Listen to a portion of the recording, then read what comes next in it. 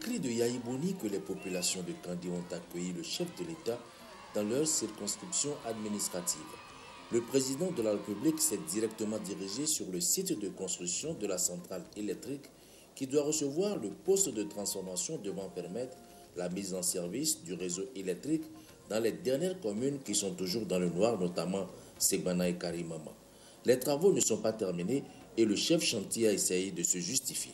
Je suis arrivé, il n'y avait pas de ciment. C'est lui qui a fait diligence pour que je trouve du ciment. Et là, maintenant, je travaille 24 heures sur 24 heures. Demandez à la population. Je ne lâche pas. Demandez le maire là. La population est là. Je ne lâche pas. J'ai près de 20 années sur le terrain. Donc, je ne bats. Et vous comptez terminer quand?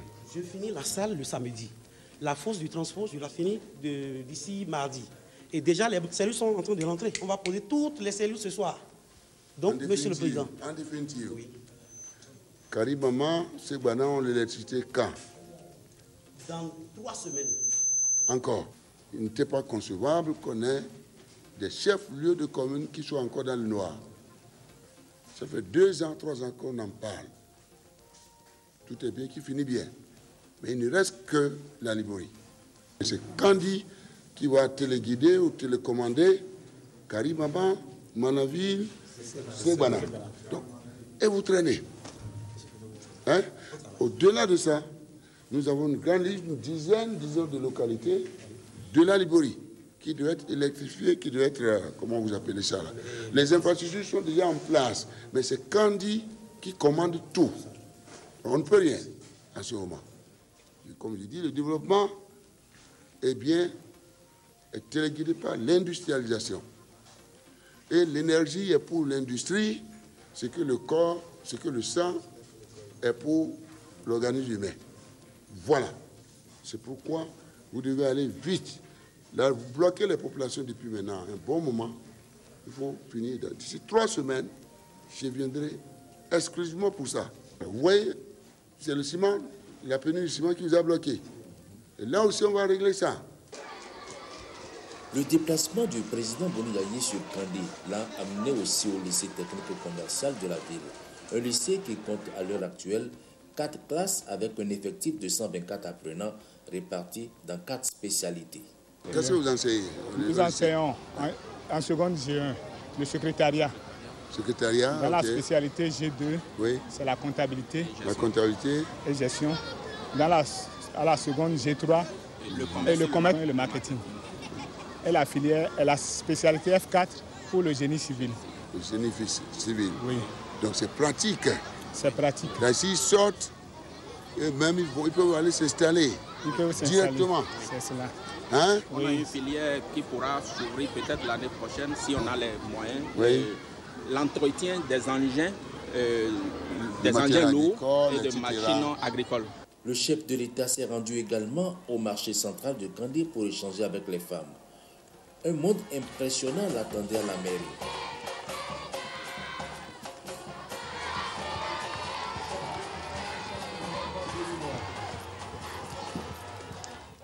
En effet, le président Boni Yayi n'a cessé de s'impliquer personnellement dans le renforcement de la paix et la cohésion au sein des populations de la commune.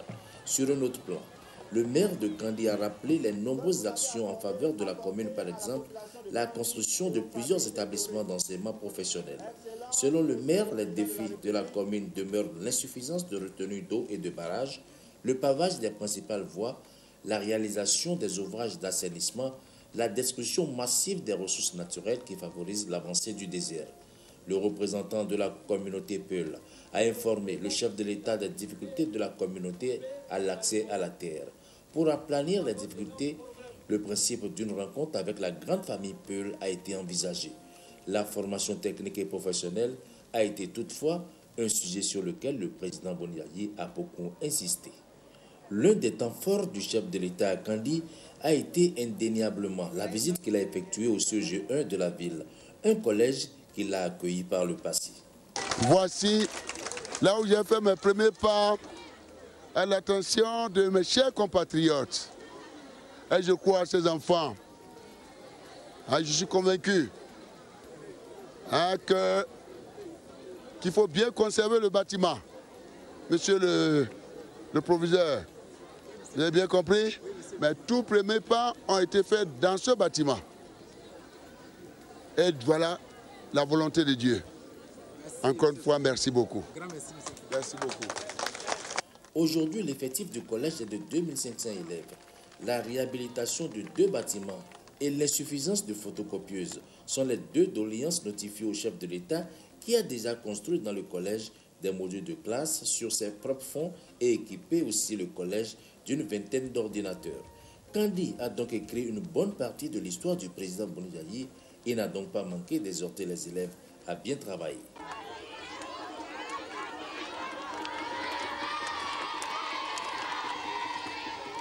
À Parakou, conseillers municipaux, élus locaux, députés, sages, têtes couronnées, dignitaires religieux, toutes confessions confondues se sont retrouvés à la place Bioguera. C'était aussi l'enthousiasme, à l'instar des localités visitées au préalable.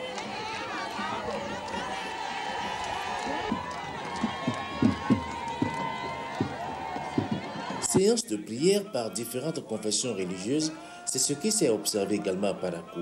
Des séances pour lesquelles le chef de l'État a remercié à leur tour les Parakois tout en les exhortant à travailler pour la paix, l'unité nationale, la bonne gouvernance. L'enthousiasme suscité par l'arrivée du président Boni Yayi dans la cité des Koburu était aussi la réponse à l'attention dont la ville de Parakou bénéficie de la part du chef de l'État. Le maire de la ville, qualifiant le président Boni Yayi de manager de type nouveau, a cité les grands chantiers ouverts ou qui sont sur le point de s'ouvrir. Il s'agit de l'aménagement de la traversée principale en une double voie et du contournement de Parakou, du renforcement du barrage de l'Opara, de la poursuite de l'assainissement de la ville, de la construction du port sec et de l'aéroport international de Tourou. Le ministre de l'Énergie a souligné les efforts qui ont été faits dans le secteur de l'énergie.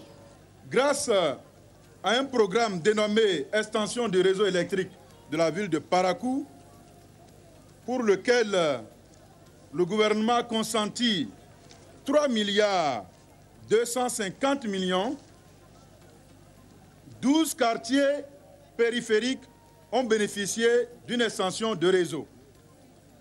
Il s'agit des quartiers de Parou, Ganou, Nima, Don Bosco, Titirou, Banikani, Arafat, Kerugera, Arbar Katibona, Gano, Sinaguru. Tiens,